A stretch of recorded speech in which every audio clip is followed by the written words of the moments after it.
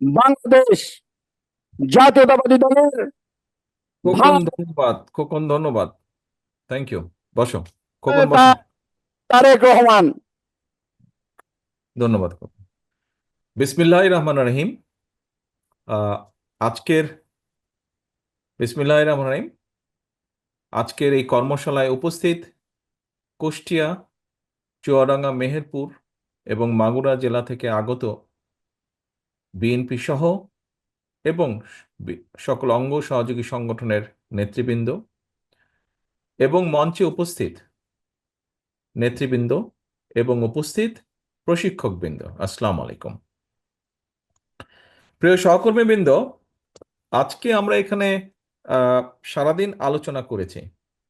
আপনারা সারাদিন আলোচনা করেছেন, সময় ব্যয় করেছেন, কষ্ট করেছেন। কিসের জন্য? এই 31 দফার যে কর্মশালা, আমরা দলের পক্ষ থেকে 2 বছর আগে আমরা এই 31 দফা দেশের মানুষের সামনে উপস্থাপন করেছি। এই 31 দফা নিয়ে আপনারা আজকে জেলা পর্যায়ে আলোচনা করলেন। এখন আমার সংক্ষিপ্ত বক্তব্য, আমি চেষ্টা করব সংক্ষেপে বক্তব্য রাখার জন্য, কারণ সারাদিন আপনারা এখানে আছেন, স্বাভাবিক ক্লান্ত হয়ে গিয়েছেন। তবে তার আগে কয়েকটি বিষয় বোধহয় একটু আমি বুঝে নিলে আমার জন্য ভালো হয়। এখানে আহ, কাজী আবুল হাসনাত আছেন, সভাপতি দর্শন থানা বিএনপি চুয়াডাঙ্গা। চুয়াডাঙ্গার কাজী আবুল হাসনাত, আপনি যদি থাকেন তাহলে মাইক, দয়া করে মাইক যার হাতে, ভাই তুমি একটু যাও ওনার কাছে। কাজী আবুল হাসনাত, সভাপতি দর্শন থানা বিএনপি। কোথায় গেল? নেই? আচ্ছা, আসসালামু ঠিক আছে। আলাইকুম। বুঝলাম। কই, হ্যাঁ, আচ্ছা, হাসনাত সাহেব, আপনি আমাকে একটু বলুন তো, আপনি আজকে এখানে কেন এসেছেন? আমি এসছি এই 19 দফা হ্যাঁ, যেনারা 21 দফা 31 দফা এই প্রশিক্ষণ যেনারা দেবেন ওনাদের মূল্যবান কথা শুনতে, এবং আমার সহযোদ্ধা যারা আছে আমার এই জেলায় সব থানায় এবং পৌরই তারাও এসছে এই 31 দফা সকল মানুষ যারা অন্তত জাতীয়তাবাদে বিশ্বাস করে তাদের কানে যেন পৌঁছায়, প্রোগ্রাম করে থানা এবং ইউনিয়নে যেন পৌঁছানো হয়, এই জন্য এখানে এসেছি। এই জন্য এখানে এসেছেন? এই জন্য এখানে এসেছি। এবং অর্থাৎ দফার যে দফাগুলো আছে, বিশেষ করে সংবিধান সংস্কার, নির্বাচন সংস্কার, প্রশাসন সংস্কার, হ্যালো, এগুলো খুবই গুরুত্বপূর্ণ। ওই কুষ্টিয়ার সভাপতির কথাই চলে যাচ্ছি না আমি, বর্তমানে যারা ঘোষণাপত্র নিয়ে চেয়ারম্যান নাম মহোদয়কে খেতে বলতে চাচ্ছে, দেন। জি, না, না, সবই উনি শেষ করুন। দফার মধ্যে আছে আচ্ছা, ইনশাল্লাহ।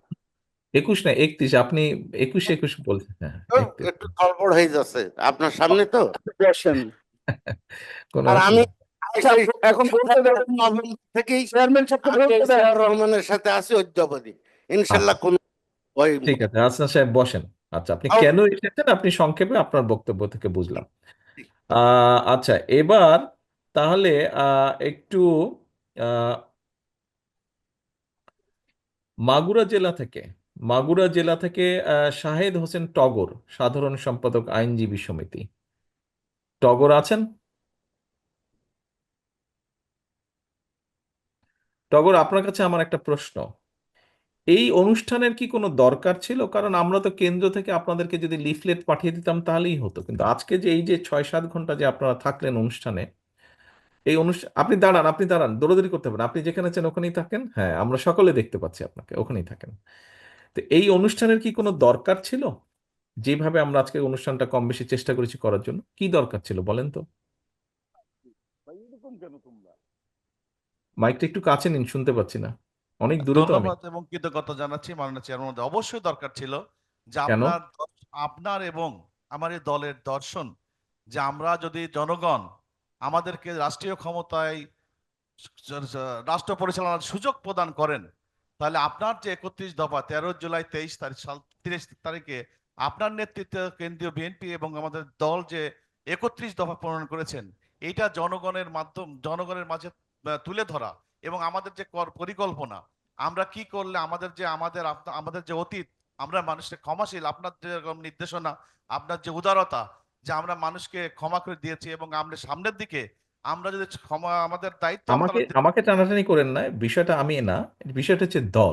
আমরা, হ্যাঁ দল, আমার দল যদি আসে, আমরা জনগণের জন্য যে 31 দফা যেখানে নাই এমন কোনো বিষয় নাই, এইটা আমরা তৃণমূল পর্যায় থেকে জেলা পর্যায় পর্যন্ত আমরা যারা আছি, যেরকম স্বাস্থ্য খাতে, স্বাস্থ্য যেরকম যে শিক্ষকরা, ডক্টররা আছেন, যে আমরা ফ্যামিলি স্বাস্থ্য কার্ড করব, আমরা যদি আহ, আইন পেশায় দেখি, যে আমরা বিভিন্ন পেশায় যেহেতু আছি, যে আমরা আমাদের কাছে যারা আসেন, যে আমাদের 21টা দফার ভিতরে আমার টার্গেট যে এক একটা দফা নিয়ে আমি যদি ওনাদেরকে সম্পৃক্ততা করতে পারি, যে আমার নেতা এবং দলের এই নির্দেশ, যে আমরা এভাবে আপনাদের কাছে ন্যায় বিচার নিশ্চিত হবে, শিক্ষা খাতে যারা উপবৃত্তি এবং যারা শিক্ষার মান উন্নয়ন করবে, সেই ভিতরে এই 31 দফার ভিতর আছে, এইগুলো আমাদের কাছে দলের যে ম্যানিফেস্টো সেটা আমাদেরকে প্রচার করতে হবে। এই প্রশিক্ষণ দিয়ে আমি মনে করি যে আমি সহ আমার যারা নেতৃবৃন্দ এখানে আছেন সবাই, এটা আমরা সমস্ত তৃণমূল পর্যায় থেকে জেলা পর্যায়ে উপস্থাপন করার জন্য যথেষ্ট হবে বলে আমি মনে করি। ধন্যবাদ।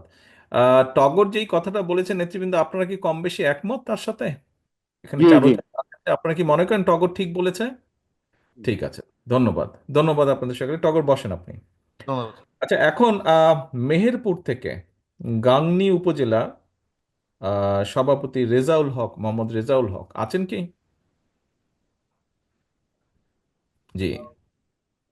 জি, হক সাহেব, আপনি আমাকে একটু বলেন, আপনার কাছ থেকে আমি জানতে চাই, আহ, এই যে যদিও হয়তো টগর তার কথায় কিছুটা বলেছে, তারপরে আপনি একটু বলুন, এই যে আজকে যা, এই যে ঢাকা থেকে যে প্রশিক্ষক বৃন্দ এসছেন, ওনারা যেটা এক্সপ্লেন করলেন, বিভিন্ন জন বিভিন্ন প্রশ্ন করেছে, তাদের কাছে তারা উত্তর দিয়েছেন, এই যে সবকিছু যা জানলেন, দেখলেন, শিখলেন, আহ, এটা দিয়ে এখন আপনারা যারা বিভিন্ন উপজেলা বলেন, পৌরসভা থেকে বলেন, বিভিন্ন পর্যায়ের নেতৃবৃন্দ আজকে এখানে এই যে এতটা সময় থাকলেন, এখন পরবর্তী স্টেপ কি, কি করবেন? এই যে যা জেনে গেলেন আপনি, যা শিখে গেলেন, এটা এখন কি করবেন আপনারা?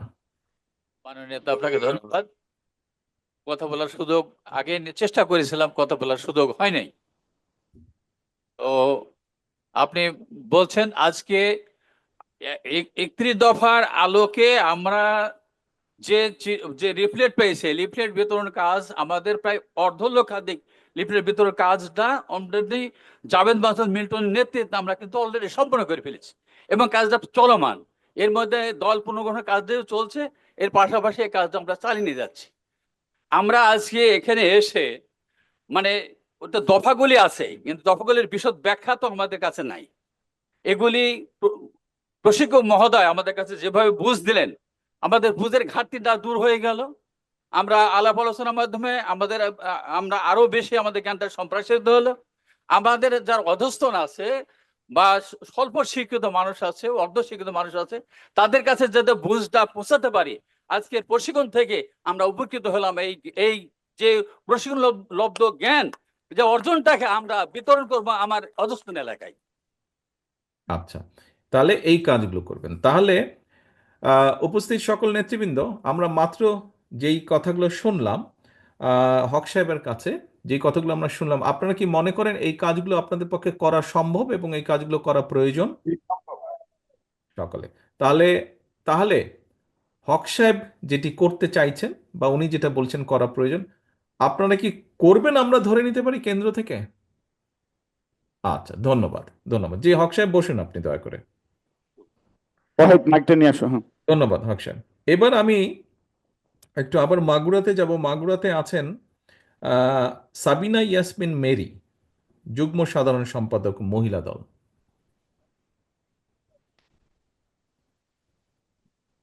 আসসালামু আলাইকুম। জি, সালাম আলাইকুম।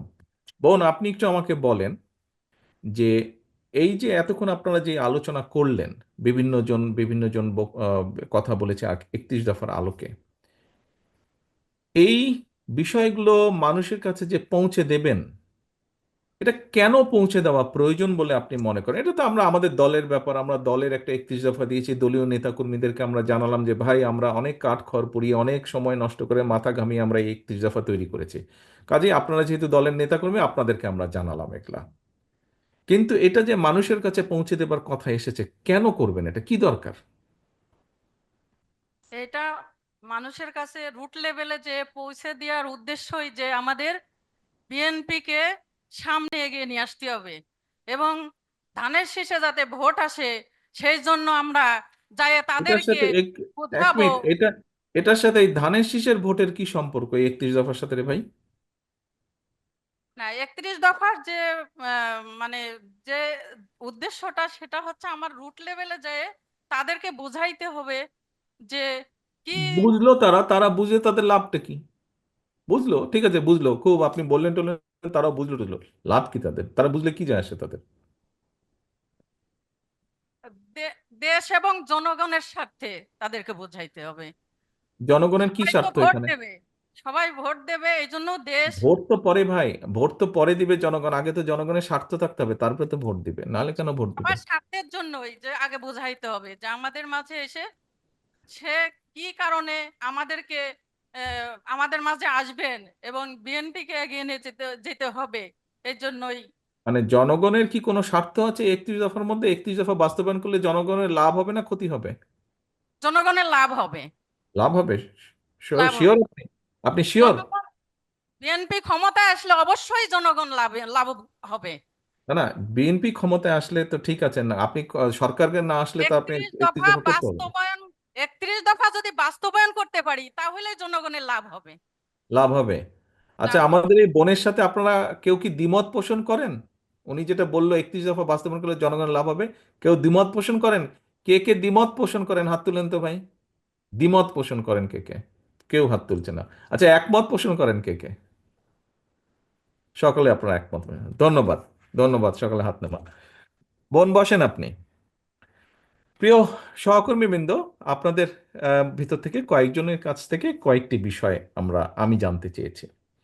বিষয়গুলো আপনারাও জানেন, তারপরেও কেন জানতে চেয়েছি? এই জন্য জানতে চেয়েছি যে আমি যে বক্তব্য রাখবো আসলে আপনাদের কথার মধ্যে আমার বক্তব্য হয়ে গিয়েছে। আপনাদের আমার কথার যেইগুলা বলবো, আপনারা যেই বক্তব্য, যেই 4-5 জনকে প্রশ্ন করেছি আমি, এর ভিতরে আমার সম্পূর্ণ বক্তব্য। দেখুন, আহ আমরা এই 31 দফা কেন দিয়েছি? আপনাদের এই কাছে এই বইটি সবার কাছে আছে, এই ছোট বইটি প্রত্যেকের কাছে আপনারা পেয়েছেন। দেখুন, এখানে লেখা আছে রাষ্ট্র কাঠামো মেরামত। বাবু একটু আগে, আমাদের চুয়াডাঙ্গার বাবু একটু আগে একটা কথা বলেছে, কেন মেরামতের প্রয়োজন হয়।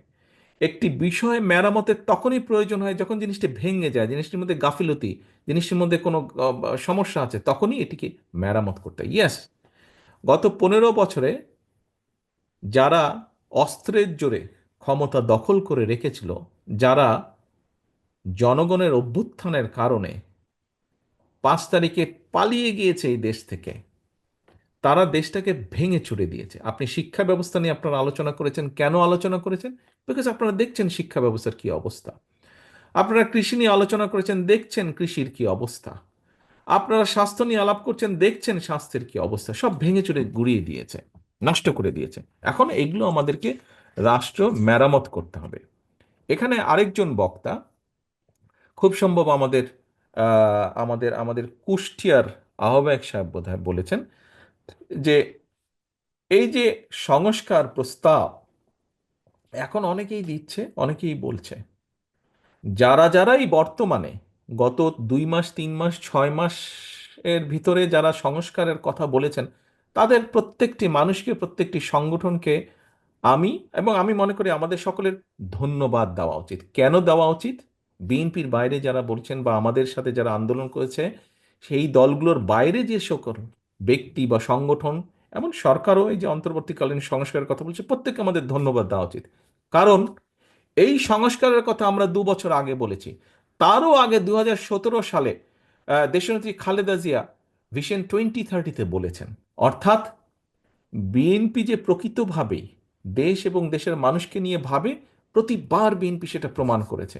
এবং শেষ 2 বছর আগে যখন এই পলাতক স্বৈরাচার, এরা যখন অস্ত্রের জোরে ক্ষমতা দখল করে বসেছিল, অস্ত্রের জোরে মানুষকে ভয় ভীতি দাবিয়ে ক্ষমতা বসেছিল, আমরা জানতাম স্বৈরাচারের পতন হবে। হয়তো একদম 5 তারিখ না 6 তারিখ বা 4 তারিখ, হয়তো একদম একিউরেট ডেট আমরা জানতাম না, কিন্তু জানতাম স্বৈরাচার পতন হবে। সেই বিশ্বাস থেকে আমরা দেশের সামনে, দেশের মানুষের সামনে আমরা এই 31 দফা উপস্থাপন করেছি। কারণ দেশ পুনর্গঠন করতে হবে। স্বৈরাচার যেভাবে ধ্বংস করে দিয়েছিল দেশকে, সেই রাষ্ট্রকে মেরামত করতে হবে। সেই জন্য আমি সকলকে, দলের পক্ষ থেকে আমরা সকলে মিলে সেই ব্যক্তিদের ধন্যবাদ জানাই। দেখুন, 31 দফাতে আমরা যা যা বলেছি, যা যা বলেছি কম বেশি কিন্তু এখন আমরা পত্রপত্রিকায় দেখি সংস্কার যে কমিশন করেছে, সরকার যে কমিশন করেছে, সেই কমিশন যেসব যেসব বিষয়ের জমা দিয়েছে রিপোর্ট, কম বেশি আমাদের কথায়। স্বাভাবিক, তারা একটু, সরকার তো একটু এদিক ওদিক বলতে চাইবেই তারা, কিন্তু মূল বিষয় আমাদের বাইরে তারা যেতে পারছে না। মূল বিষয় তারা আমাদের বাইরে যেতে পারছে না। আমরা বলেছি, কারণ আমরা চিন্তাই করে দেশ নিয়ে, দেশের মানুষকে নিয়ে। এখন রাজনৈতিক দল হিসাবে, রাজনৈতিক দলের কর্মী হিসাবে, নেতা হিসাবে, এই যে আপনারা আজকে এখানে এসেছেন, আমার কেন জানি মনে হয় আপনারা যখন এসেছেন এখানে আসার সময়, গতকাল বা আজকে আপনারা আসার সময়, সবাই না হলে অনেকেই হয়তো একটি পরিস্থিতিতে পড়েছেন। কি সেই পরিস্থিতি? আপনাদের পরিবারের কেউ, আত্মীয় স্বজন কেউ, বন্ধু বান্ধব বা পরিচিত কেউ আপনি যখন এখানে আসছেন তার আগে হয়তো আপনাকে বলেছে, এই তুমি সুযোগ পেলে ভাই এই প্রশ্নটা জিজ্ঞেস করো বা এই কথাটা বলো। নিশ্চয়ই অনেকের এরকম হয়েছে, হয়েছে না? এই যে আমি দেখতে পাচ্ছি মাগুরায় এক মাথা নাড়ছে বেশ কয়েকজন। আচ্ছা, এই যারা আপনাদেরকে বলেছে তাদের মধ্যে কেউ হয়তো রাজনীতি করে অথবা কেউ হয়তো করে না, সাধারণ মানুষ, ব্যবসা বাণিজ্য, চাকরি বাকরি এরকম করে, এরকম মানুষ। কেন তারা আপনাদেরকে এই কথাটি বলেছে? আপনি বিএনপির একজন নেতা হিসেবে এই 31 দফার অনুষ্ঠানে আসছেন, আপনি কর্মশালায় আসছেন, আপনাকে সে বলেছে তুমি আমার এই কথাটা পারলে বলো বা এই প্রশ্নটি পারলে তুলো। কারণ এই মানুষগুলো বিশ্বাস করে, শুধু এই মানুষগুলো, দেশের বৃহৎ একটি অংশের মানুষ বিশ্বাস করে, যদি ভালো কিছু সম্ভব হয়, ইনশাল্লাহ বিএনপি এই দেশের জন্য ভালো কিছু করতে পারবে। এটি মানুষের বিশ্বাস আছে, সেই জন্যই আপনাকে এই কথাটি বলেছে। এবং আবার আরেকটি ব্যাপারও বাস্তব এবং সত্য। কি সেটি? আজকে আপনারা যেই প্রশ্নগুলো আমাদেরকে এখানে করেছেন, আমাকে করেছেন, প্রশিক্ষকবৃন্দকে করেছেন, এই প্রশ্নগুলো সবগুলো যে আপনার মনের মধ্যে ছিল তা না। আপনারা যখন দলীয় কার্যে বিভিন্ন জায়গায় গিয়েছেন, আপনাদেরকে সাধারণ মানুষ, যাকে আপনি চেনেন না, এরকম অনেক সাধারণ মানুষ আপনাদেরকে কিন্তু বিভিন্ন বিষয় বলেছে। আপনাদের এই প্রশ্ন যারা আমাকে করেছেন অথবা প্রশিক্ষক বিন্দুকে করেছেন, এই প্রশ্নগুলো কিন্তু দেশের সাধারণ মানুষের কাছ থেকে আপনারা পেয়েছেন। তাই নয় কি? তাই তো, কম বেশি তাই। তার মানে আপনাদের এই জিজ্ঞাসাগুলো আজকে জনগণের জিজ্ঞাসা। এখন প্রিয় সহকর্মী বৃন্দ, দেখুন, আমরা অনেক ভালো ভালো কথা আলোচনা করেছি। সমাজের জ্ঞানীগুণী ব্যক্তিবর্গ, সুশীল সমাজের ব্যক্তিবর্গ, সরকারের উপদেষ্টা, সরকারের প্রধান উপদেষ্টা সহ সবাই রেডিও টিভি খুললেই অনেক সুন্দর সুন্দর ভালো ভালো কথা আমরা শুনছি। আমি একটা কথা সোজা সাপটা বুঝি, আপনি জনগণকে সুন্দর বলবেন এই করব, দ্বিকক্ষ বিশিষ্ট সংসদ করব, একজন ব্যক্তি দুইবারের বেশি প্রধানমন্ত্রী হতে পারবে না, আমরা জবাবদিহিতা নিশ্চিত করব, আমরা প্রশাসনের সংস্কার করে ফেলবো, সংস্কার জনগণের, প্রশাসন সংস্কারের, প্রশাসন সরকার জনগণের কাছে জবাবদিহি করতে বাধ্য হবে।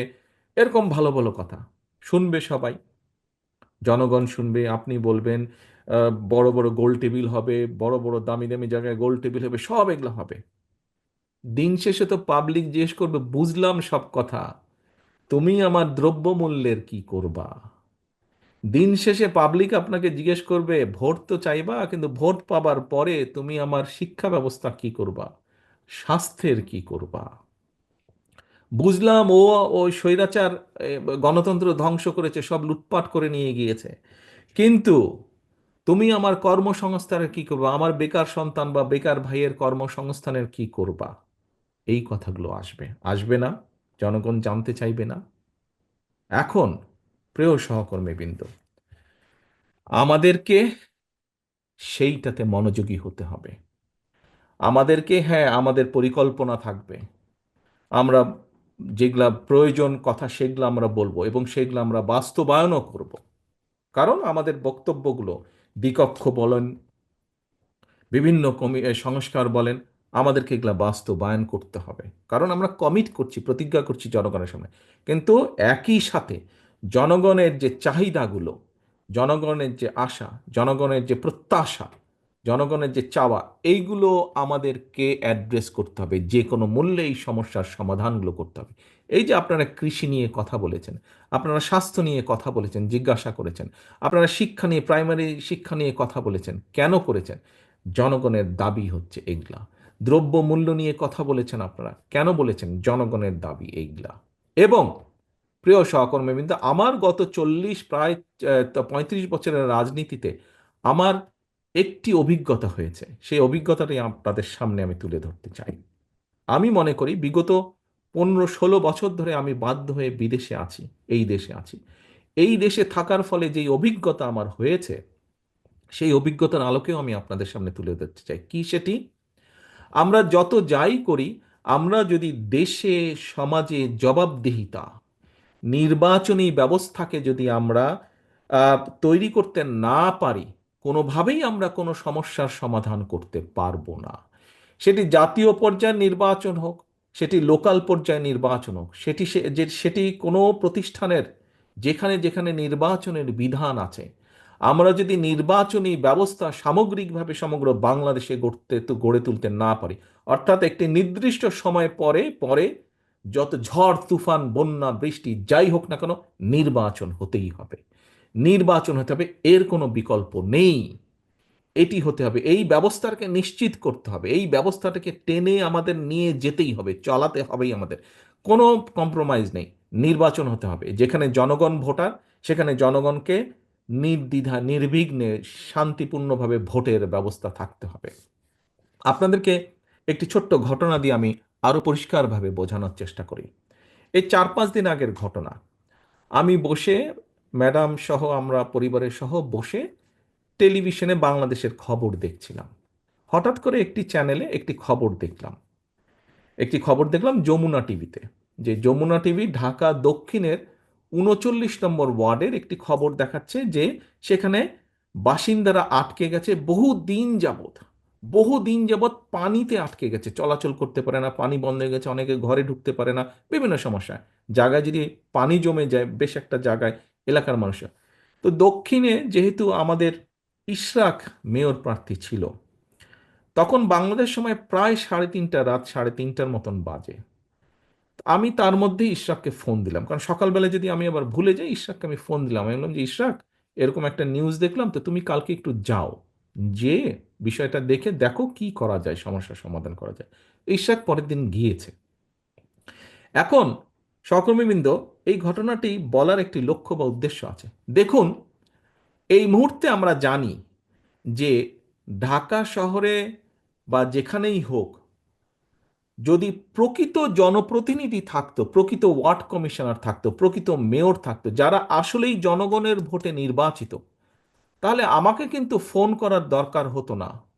আমি কিন্তু একজন মানুষ হিসেবে আমার পক্ষে সব, আমার আমার আপনাদের কারো পক্ষে কিন্তু সব ফোন করে করে সমস্যার সমাধান করা সম্ভব না। এটিকে আমাদের একটি সিস্টেমে আনতে হবে। এই সমস্যা, জনগণের এই সমস্যার সমাধানকে একটি সিস্টেমের মধ্যে আনতে হবে। আজকে যদি প্রকৃত ওখানে একজন ওয়ার্ড কমিশনার থাকতো, যে কিনা সত্যিকারভাবে জনগণের ভোটে নির্বাচিত হতো, তাহলে কিন্তু আমার ফোন করার প্রয়োজন হতো না, তাহলে ওই সংবাদ মাধ্যমের ওইটার সমস্যা দেখানোর প্রয়োজন হতো না হয়তো, তাহলে ইশরাককে রাত্রে জাগানোর দরকার হতো না, ইশরাককে যাওয়ার দরকার ওই ওয়ার্ড কমিশনার নিজের গরজেই সমস্যার সমাধান করত। সেটি ওয়াসার হোক, সেটি সিটি কর্পোরেশনের সমস্যা, সে দৌড়াদৌড়ি করে নিজেই সেই সমস্যার সমাধান করত। প্রিয় সহকর্মীবৃন্দ, আমরা যতই সংস্কারের কথা বলি, আমরা যাই বলি না কেন, সমস্যার সমাধান করতে হবে তাদেরকে দিয়ে যাদের জবাবদিহিতা থাকবে জনগণের কাছে। এবং এই জবাবদিহিতা যদি আমরা গড়ে তুলতে পারি, একদিনে হবে না, বাস্তবতা বুঝতে হবে, বাট পর্যায়ক্রমিকভাবে 2 বছর, 5 বছর, 10 বছর, 15 বছর, 20 বছর, 30 বছর, 50 বছরে ধীরে ধীরে আমরা আমাদের জনগণের বা দেশের অনেক সমস্যার সমাধান আলোচনা করে সমাধান করতে পারবো। এবং তখন একটি প্রসেসই তৈরি হবে, যেখানে সমস্যা হবে, অটোমেটিক সিস্টেমের কারণে, প্রসেসের কারণে সেই সমস্যার সমাধান হবে। প্রিয় সহকর্মীবৃন্দ, আজকে আপনাদের সামনে আমার কথা বলার লক্ষ্য বা উদ্দেশ্যই হচ্ছে, দেখুন, আমাদের বহু নেতাকর্মী বিগত 15 বছরে গুম, খুন, হত্যার শিকার হয়েছে। আমার ধারণা এখানে আপনারা আজকে প্রায় 2,500-এর মতো নেতাকর্মী কম বেশি উপস্থিত আছেন, 4টা ইউনিট মিলে, 4টি জেলা মিলে। প্রায় প্রত্যেকটি মানুষ মিথ্যে মামলা বা গায়েবী মামলার শিকার হয়েছেন আপনারা। এখন এই যে মিথ্যে মামলা, গায়েবী মামলার আপনারা শিকার হয়েছেন, কেন হয়েছেন? অত্যাচার, নির্যাতিত হয়েছেন, ব্যবসা বাণিজ্য ধ্বংস করে দিয়েছে সেই স্বৈরাচার আপনাদের। কেন? আমরা প্রতিবার একটি কথা বলেছি, মানুষের রাজনৈতিক অধিকার আমাদেরকে প্রতিষ্ঠিত করতে হবে, মানুষের বাক স্বাধীনতা আমাদেরকে প্রতিষ্ঠিত করতে হবে। রাজনৈতিক অধিকার যদি আমরা প্রতিষ্ঠিত করতে পারি, তাহলেই জনগণের কথা বলা যাবে, জনগণের সমস্যার সমাধান করা যাবে, অ্যাড্রেস করা যাবে সমস্যাটাকে। দেশের সমস্যার সমাধান পর্যায়ে ধীরে ধীরে আমরা করতে পারবো। সমস্যা শেষ হয়ে যাবে, দুনিয়া যতদিন থাকবে, দেশ থাকবে, টুকটাক সমস্যা থাকবে, কিন্তু সমস্যা তৈরি হলে সেটিকে আমরা সমাধান, কিন্তু সমাধানের দায়িত্ব থাকতে হবে প্রকৃত দায়িত্বশীল ব্যক্তির হাতে, এবং সেই দায়িত্বশীল ব্যক্তি তৈরি করা সম্ভব, সেই দায়িত্বশীল ব্যক্তিকে দায়িত্ব দেওয়া সম্ভব, সেই দায়িত্বশীল ব্যক্তির কাছে প্রত্যাশা করা সম্ভব, সেই ব্যক্তিকে যদি জনগণের ইচ্ছা এবং পছন্দ অনুযায়ী বাছাই করে নিতে পারে, সেই ব্যক্তি যদি জনগণের কাছে বাধ্য থাকে জবাবদিহি করতে, সেই ব্যক্তিগুলোকে যদি আমরা তৈরি করে আনতে পারি, দাঁড় করাতে পারি, তাহলেই একমাত্র আমাদের পক্ষে সম্ভব সমস্যাগুলো ধীরে ধীরে কমানো। প্রিয় সহকর্মীবৃন্দ, আমরা একটি নির্বাচন প্রত্যাশা করছি, যেই নির্বাচনে জনগণ সিদ্ধান্ত নেবে কে জনগণের দেখভাল করবে। আসুন, আজকে আপনারা 31 দফা নিয়ে এখানে আলোচনা করেছেন, আমরা 31 দফা কেন? 31 দফা জনগণের জন্য, 31 দফা দেশের জন্য। আমি গতকাল বলেছিলাম আমার বক্তব্যে, এই একই অনুষ্ঠান ছিল খুলনা বিভাগেরই আরও 3টি জেলায়। গতকাল আমি বলেছিলাম, আপনারা আজকে যারা এখানে উপস্থিত হয়েছেন, আপনারা কিন্তু প্রত্যেকে বিএনপির নেতা হিসাবে উপস্থিত হয়েছেন, সেটি বিএনপি হোক, যুবদল, ছাত্রদল, স্বেচ্ছাসেবক, যেটাই হন না কেন, অর্থাৎ বাংলাদেশ জাতীয়তাবাদী দল মূল এবং বাংলাদেশ জাতীয়তাবাদী দলের যেগুলো অঙ্গ বা সহযোগী সংগঠন আছে, তাদের থানা পর্যায়ে হোক, উপজেলা পর্যায়ে, পৌর পর্যায়ে, জেলা পর্যায়ে নেতৃবৃন্দ আপনারা আজকে উপস্থিত হয়েছেন। অর্থাৎ প্রত্যেকে, all of you are a leader. নেতা হিসাবে আপনার দায়িত্ব আছে। যেমন ঠিক একইভাবে বিএনপি বাংলাদেশের সবচেয়ে বড় রাজনৈতিক দল। আমাদের সাথে অন্য যে সকল রাজনৈতিক দল আছেন যারা আন্দোলন করেছেন, তারাও বলেন যে বড় দল হিসেবে বিএনপিকে দায়িত্ব পালন করতে হবে, আপনাকে নেতৃত্ব দিতে হবে, আপনাদেরকে নেতৃত্ব দিতে হবে। কিসের? এই 31 দফা বাস্তবায়নের। কিসের? জনগণের যে মৌলিক সমস্যা, দেশের যে মৌলিক সমস্যা, যে রাষ্ট্র মেরামত, সেই মেরামতের কারিগর আপনাদেরকে হতে হবে। মেরামতের মিস্ত্রি, টেকনিশিয়ান, যেটাই বলেন না কেন, আপনাদেরকে সেটি হতে হবে এবং সেটির নেতৃত্ব আপনাদেরকে দিতে হবে। কাজেই সহকর্মীবৃন্দ, আমরা সকালে এখানে এসেছি, এখন সন্ধ্যা, মাগরিব পার হয়ে গিয়েছে, 7 ঘন্টা 8 ঘন্টা যাবৎ আপনারা এখানে বসে আছেন। আসুন, আজকে আমরা প্রত্যেকে এখানে প্রতিজ্ঞা করি, আমরা প্রতিজ্ঞা করি এখানে যে দায়িত্ব আমরা নিয়েছি, যে দায়িত্ব আমাদের উপরে জনগণ দিয়েছে বা দিতে যাচ্ছে, যে কথা আমরা জনগণকে বলেছি, যে প্রতিশ্রুতি আমরা জনগণকে দিয়েছি, সেটির নেতৃত্ব দেওয়ার মতন যোগ্যতা যাতে আমরা অর্জন করতে পারি, সেই তৌফিক যাতে আল্লাহ আমাদেরকে দেন, এবং সেইভাবে নিজেদেরকে প্রস্তুত করতে পারে, সেই শপথ আজকে আসেন এই অনুষ্ঠানে আমরা সেই শপথ গ্রহণ করি, সেই শপথ গ্রহণ করি, এবং আমাদের এই লক্ষ্য এবং এই উদ্দেশ্যকে 31 দফার মাধ্যমে জনগণের পাশে দাঁড়ানোর যে আমাদের শপথ, এই শপথকে লক্ষ্যভ্রষ্ট করার জন্য যদি কেউ এমন কোনো অন্যায় করে থাকে, তার বিরুদ্ধে প্রতিবাদ এবং প্রতিরোধ আমরা গড়ে তুলব। এই হোক আমাদের প্রতিজ্ঞা, এই হোক আমাদের শপথ। আসুন, আমাদের প্রত্যেকের শপথ হোক শহীদ জিয়ার সেই বাংলাদেশ গড়ে তোলা। আমাদের প্রত্যেকের প্রতিজ্ঞা হোক দেশনেত্রী খালেদা জিয়ার সেই প্রত্যাশিত বাংলাদেশ, যে বাংলাদেশের আশা আকাঙ্ক্ষা বাংলাদেশের 20 কোটি জনগণ দেখে। সেই বাংলাদেশকে আসুন আমরা গড়ে তোলার জন্য তৈরি হই, রেডি হই। সেই বাংলাদেশকে গড়ে তোলার জন্য আমরা নিজেদেরকে প্রস্তুত করি। সকলে ইনশাল্লাহ ভালো থাকবেন, সকলে ইনশাল্লাহ সুস্থ থাকবেন। আল্লাহ হাফেজ। বাংলাদেশ জিন্দাবাদ, বাংলাদেশ জাতীয়তাবাদী দল জিন্দাবাদ। আসসালামু আলাইকুম। ধন্যবাদ মাননীয় প্রধান অতিথি। মাননীয় প্রধান অতিথির অনুমতি ক্রমে আজকের সভা এখানেই সমাপ্তি ঘোষণা করছি। এইখানে ইলেকট্রনিক্স মিডিয়া, প্রিন্ট মিডিয়া, সাংবাদিক ভাইয়েরা যারা উপস্থিত হয়েছিলেন সকলকেই বাংলাদেশ জাতীয়তাবাদী দল বিএনপির পক্ষ থেকে, এই 4টি জেলার পক্ষ থেকে সকলকে ধন্যবাদ জানিয়ে আজকের সভা এখানেই সমাপ্তি ঘোষণা করছি। সকলকে ধন্যবাদ। খোদা হাফেজ। বাংলাদেশ জিন্দাবাদ। আসসালামু আলাইকুম রহমতুল্লাহ। জেলা বিএনপি 31 দফার যে সামগ্রিক রয়েছে সেটি থানা নেতৃবৃন্দদেরকে দিয়ে দিবেন। আপনারা দয়া করে থানার সভাপতি এবং যুগ্ম আহ্বায়ক, সদস্য সচিবরা সেটি